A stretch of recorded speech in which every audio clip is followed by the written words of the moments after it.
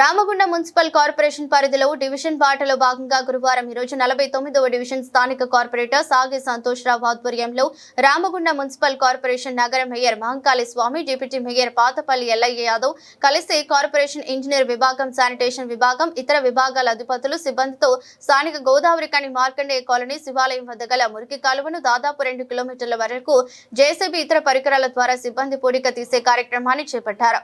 అలాగే రామగుండం ప్రాంతాన్ని అందమైన పట్టణంగా తీర్చిదిద్దుట కోసం వచ్చే జూన్ జూలై మాసం వరకు కాలువల్లో కూడిక లేకుండా, వర్షపు నీరుతో ఇళ్లలోకి నీరు చేరకుండా గట్టి చర్యలు చేపడుతున్నారు. అలాగే ఇంకా ఈ కార్యక్రమంలో రామగుండం మున్సిపల్ కార్పొరేషన్ నగర మేయర్ మహంకాళి స్వామి, డిప్యూటీ మేయర్ పాతపల్లి ఎల్లయ్య, స్థానిక 49వ డివిజన్ కార్పొరేటర్ సాగి సంతోష్ రావు, 47 తదితరులు పాల్గొన్నారు.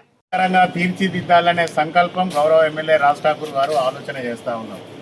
వారి ఆలోచన మేరకు నెక్స్ట్ వచ్చే జూన్ జూలైలో పూర్తి స్థాయిలో వర్షాకాలం వచ్చే పరిస్థితి ఉన్నది కనుక గత ప్రభుత్వంలో ఉన్న పాలకులందరూ కూడా నిర్లక్ష్యం చేసి డ్రైన్లు క్లీన్ చేయకుండా ఇబ్బందులకు గురి చేసిన పరిస్థితులలో ప్రతి వర్షాకాలం ఇళ్లకు నీళ్ళు వచ్చి అనేకమైన రోగాల బారిన పడి ప్రజలు ఇబ్బందులు పడుతూ ఉన్నారు.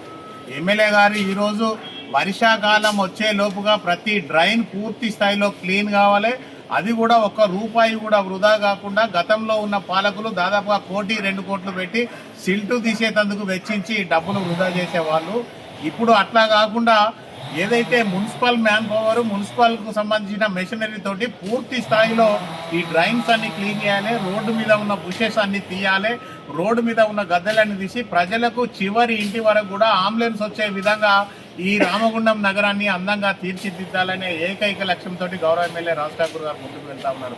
వారి సూచన మేరకు, వారి ఆలోచన మేరకు ఇలా రామగుండం మొత్తాన్ని కూడా ప్రతిరోజు ఒక డివిజన్ తీసుకొని మా గౌరవ డిప్యూటీ మేయర్ ఎల్లన్న గారు, అలాగే ఈ రోజు 49వ డివిజన్ కార్పొరేటర్ సోదరుడు సంతోష్ గారు, ఇప్పుడు ఏఈలు, డిఈలు, ఈఈలు, శానిటేషన్ సిబ్బంది మొత్తం కూడా మున్సిపల్కు సంబంధించిన సిబ్బంది రోజు ఉదయం 10 గంటలకు ఆఫీస్కి వచ్చేవాళ్ళు. కానీ ఈరోజు వాళ్ళందరినీ అభినందిస్తూ ఉన్నాం. ఈరోజు 6 గంటలకే రోడ్ల మీదకి వచ్చి ఇక్కడ ఉన్న ఏదైతే వర్క్ నడుస్తూ ఉన్నదో దాన్ని పూర్తి స్థాయిలో పర్యవేక్షణ చేస్తూ స్వచ్ఛ సర్వేక్షణకు సంబంధించిన వీరు కూడా దాదాపుగా 4 అందరూ కూడా